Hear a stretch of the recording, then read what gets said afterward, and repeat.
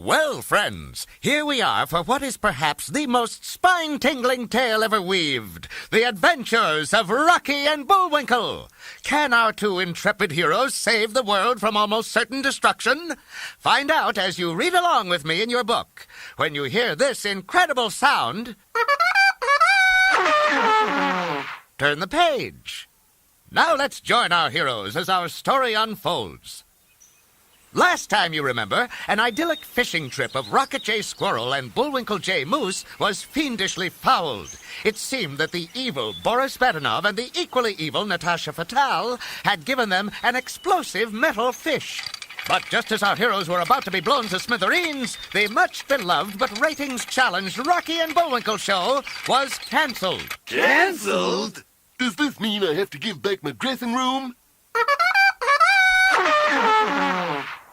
The once thriving town of Frostbite Falls, Minnesota, became a desolate community, crippled by years of reruns. And in a little house, Rocky and Bullwinkle lived on chintzy residual checks. All this plot setup is wearing me out. I'm going for a walk in the woods. But, Bullwinkle, there aren't any woods anymore. Well, you don't have to tell me. I'm the chairman of the Frostbite Falls Society for Wildlife Conversation. You mean wildlife conservation. What did I say? You said wildlife conversation. Well, somebody's got to start talking about these things. While that riveting subplot was unfurling, arch-villains Boris, Natasha, and fearless leader fled to Hollywood's Phony Pictures studio, where they appeared on the TV screen of junior executive Minnie Mogul. Holy mackerel, who are you? Listen, Minnie. This contract gives you all rights to the Rocky and Bullwinkle show. All you have to do is sign right here. But as Minnie inexplicably reached into the screen to take the contract from fearless leader, she pulled all three villains out of the TV. Instantly, they were implausibly transformed from creepy cartoons to inhuman humans. Months later, in our nation's capital, a beautiful and warm-hearted FBI agent named Karen Sympathy was given an important assignment by hard-boiled FBI director Cappy Von Trappment. For the last 6 months, a cartoon villain from the old Rocky and Bullwinkle show named Fearless Leader has been buying up every single hour of cable programming in this country, forming a single gigantic network called RBTV, or Really Bad Television. Yes, it was true. This new network could turn everyone into zombies, allowing Fearless Leader to become President of the United States. Sympathy, you've got exactly 46 hours to get Rocky and Bullwinkle to New York and shut down Fearless Leader's broadcast. But wouldn't you know it, Phony Studios' bigwig, PG Biggershot, refused to give the Rocky and Bullwinkle movie the green light. I don't like moose pictures. Undaunted, Karen returned to the studio under the cloak of darkness. I'll greenlight this picture myself if I have to. The doe-eyed young agent made her way gingerly to a huge studio lighthouse, shielding an enormous green light machine. After typing in the film title, she pulled down a huge lever. Motors rumbled, lights flickered, and an amazing thing happened. A mysterious green beam of light abruptly yanked Rocky and Bullwinkle into the air, beaming them quick as a wink to the studio. Hokey smoke, what happened? With little time to explain and security guards at their heels, Karen and Bullwinkle swung out of the lighthouse from a taut rope. Hurry up, Rocky, fly down! But sad to say, years of unemployment had taken their toll, and the plucky squirrel dropped like a stone. Bullwinkle rushed to his side. Rocky, you okay? Sure, just out of practice. Meanwhile, at RBTV headquarters, the evil villains were testing their sinister quality control device, designed to make each show as bad as possible. Put on your protective glasses. Bad enough, proceed with the test. The TV monitor glowed to life. Coming to your TV, 3 exciting shows of the highest fun. If adventure is your best ingredient, try the action with Clever Spies Crush the Enemy on Monday. And last of all, the laughing never gets away. with 3 funny and wacky spies and a horse who will also be a spy. Fearless leader's black heart leapt for joy as the test audience became totally hypnotized. But his bliss was blighted when he discovered that Rocky and Bullwinkle were on his trail. They must never reach New York alive. I want you to destroy them personally. He handed Boris and Natasha a diabolical CDI device. This is the computer degenerating imagery. With Moose and Squirrel out of the way, there will be nothing to stop me. However, being embarrassingly computer illiterate, Boris and Natasha tossed the complicated laptop in the back of their truck. We don't need computer weapon to kill Moose and Squirrel. We've been trying to kill Moose and Squirrel for 35 years. It didn't take them long to make up for lost time. As Karen's sympathy drove Rocky and Bullwinkle through Monument Valley, she narrowly missed a falling safe and exploding bundles of TNT. Tumbling from the car just before it zoomed over a steep cliff, our heroes found themselves face to face with their old foes and their trusty cannon. The fledgling FBI agent was puzzled. What's with the cannon? Boris lit the fuse. It's traditional. Boris, bad enough. I've seen you on TV. You're a crooked, creepy, no good rotten worm. Thank you. As Boris basked in Karen's questionable praise, he and Natasha put their fingers in their ears to muffle the cannon's roar. But that roar was not to come. That is bull. For you see, the perky young agent had put out the fuse by means of a moistened finger. All the villains could hear was their truck, speeding away with our heroes safely inside. Boris, darling, maybe it's time to update our technique.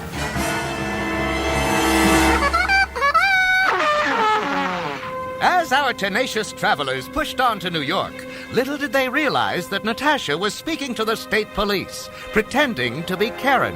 My FBI ID was just stolen by beautiful lady riding in stolen truck with cartoon moose and flying squirrel, who can't fly.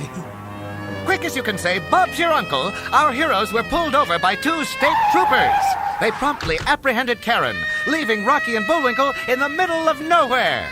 Faced with the utter hopelessness of their predicament, the razor-sharp mind of Bullwinkle quickly formulated a daring plan. Help! Help! Somebody please help! Help! Things looked mighty dark for our intrepid heroes. It is getting kind of dark. Bullwinkle, he means our situation. Oh. Fortunately, they were finally picked up by a couple of fresh-faced college kids named Martin and Lewis on their way to Bullwinkle's old alma mater, Wasamata U. During the drive, the mighty moose made a strange observation. Heavens to Betsy! This car is sticking its tongue out at me. Don't you guys know about faxes? It's a way of transmitting computer-generated information across great distances in the blink of an eye. Rocky was excited by the faxed message. Hokey smoke, Bullwinkle. What's the matter? You wants to give you an honorary degree. Our heroes never dreamed that Boris and Natasha had pledged a huge contribution in Bullwinkle's name to lure the unsuspecting moose to the prestigious college. As Bullwinkle prepared to address a lively crowd of students, the sharp-eyed Rocky spotted Boris atop a water tower. Bullwinkle, look out! It's a trap! The tenacious squirrel tried like the dickens to summon his faded flying skills. Got to save Bullwinkle. After one swerve over the heads of the astonished students, Rocky managed to fly up to the tower and knock the deadly CDI from Boris's hands. Exhausted, our little hero crash-landed into a row of venerable professors. Bullwinkle was overcome by the cheering. You like me! You really like me! But of course, there was still the world to save, so Rocky and Bullwinkle waved a reluctant goodbye to Wasamata U. As a gesture of thanks, Martin and Lewis gave the gallant pair their car. You do know how to drive, right? Please, what moose can't drive a automobile? Well, clearly Bullwinkle could not, for after swerving all over the interstate, he entered an exit lane to Chicago. Boris and Natasha followed close behind in a stolen helicopter. There they are! The copter began to bash the roof of the car, causing Bullwinkle to drive the vehicle over a wall and somersault it clear across the Chicago River. And you thought I couldn't drive? Leaning from the helicopter, Boris aimed the deadly CDI at our friends. It's time to say goodbye to Moose and Squirrel. But when Boris clicked the computer, the helicopter started to glow. Since it was computer-generated itself, the craft completely disappeared, leaving the two villains suspended in the sky over Chicago. I think you degenerated wrong special effect. Mattresses! Get your beautiful pre-owned mattresses! As fate would have it, a traveling mattress salesman just happened to be walking on the street below, breaking the two fiends' fall. While all this was happening, our spunky young FBI agent, Karen Sympathy, had escaped from jail. Just outside Chicago, she reunited with Rocky and Bullwinkle when the long arm of the law clutched all three in its meaty grasp. In the courtroom, the judge tapped her gavel. Who speaks for the defense? Bullwinkle J. Moose, attorney at law. As our first witness, the defense calls Karen Sympathy. Karen cringed. Oh, please, no. How come Rocky and me are still cartoons and Boris and Natasha aren't? I don't know. I didn't write the movie. I'm only one of the characters.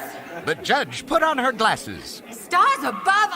It's Rocky and Bullwinkle. I used to love your show. Case dismissed.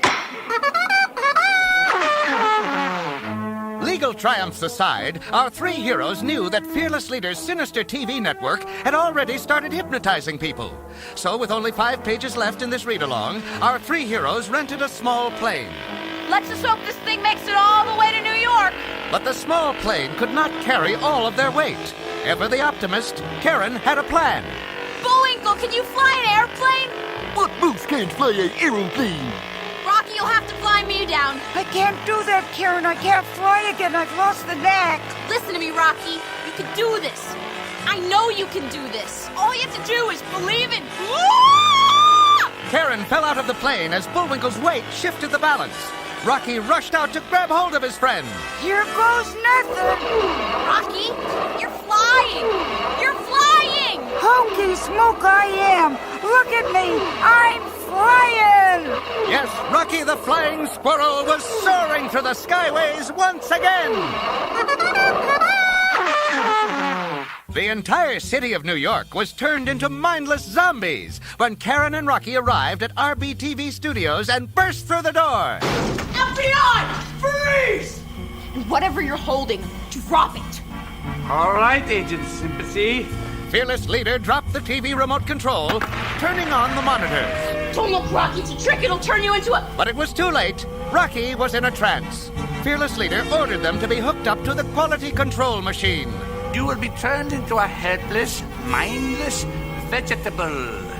And once I become president, I will use RBTV to zombify all the nations of the earth. The whole world will become one gigantic TV show starring me, Fearless Leader. Meanwhile, Bullwinkle had landed not in New York, but in Washington, D.C. He tried to talk conservation with the president, but nearly everyone had been zombified. Cappy Von Trappment, wearing protective glasses and earphones, rushed up to the cartoon moose. Bullwinkle, don't watch. He needn't have worried, for Bullwinkle's head was already so thick that the mind-numbing programming had no effect whatsoever. Nevertheless, he had fewer than 2 minutes to reach New York and stop Fearless Leader's speech. Bullwinkle's furry brow furrowed. Oh, butterballs. If only there were some way of transmitting computer-generated animated characters across great distances in the blink of an eye. Suddenly, an idea blared through Cappy's fertile mind like a page-turn trumpet. Bullwinkle, that's it. We're gonna email you to Karen in New York. Okay, but don't you think she'd rather get flowers? Cappy squeezed the massive moose into the computer disk drive. In a fraction of a second, Bullwinkle was on his way, surfing the information superhighway, on his way to save the day. Look, I'm Hagen 4! At the RBTV studios, all seemed lost, for Fearless Leader had begun his speech. A zombified America was agreeing to vote him president, and Karen and Rocky were changed into an artichoke and a tomato, respectively. But no sooner did Bullwinkle emerge from the computer printer than his mighty antlers jammed the quality control signal, returning Karen and Rocky miraculously back to their normal selves. Bullwinkle, am I glad to see you. Fearless Leader cut his speech short. Get down! With dynamic moves so precise they seem to be choreographed for a movie, our three heroes subdued the villains and their staff of extras. Bullwinkle stepped up to the camera. Good evening, America. Turn off your TV and vote for whoever you want. Then Karen put in her 2 cents. And whoever wins the election, replant the forest in Frostbite Falls. Well, as you might have guessed, the world was saved. The villains were vanquished, and our favorite moose and squirrel were stars once again. Karen hugged her cartoon friends. I'd really like to say that I think we made a great team.